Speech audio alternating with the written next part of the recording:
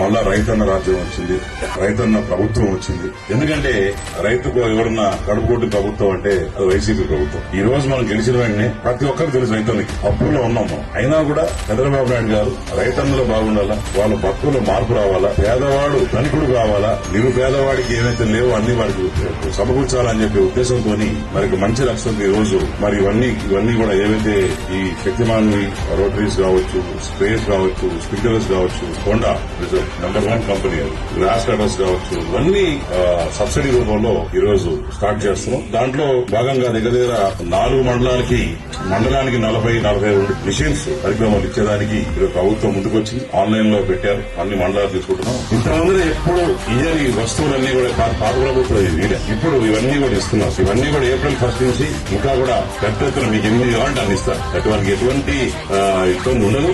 So రైతన్నాని నేను రైతన్నలా చూస్తా. అది వైసీపీ కావచ్చు, జనసేన కావచ్చు, బీజేపీ కావచ్చు, టీడీపీ కావచ్చు, ఏ ప్రభుత్వానికైనా దయచేసి రైతుకి మనం ఈ పార్టీలు రుద్దకూడదు. నాకేం ఇబ్బంది లే, అందరికి ఇద్దాం, ఇబ్బందులు లేకుండా అందరికి చూసుకుందాం.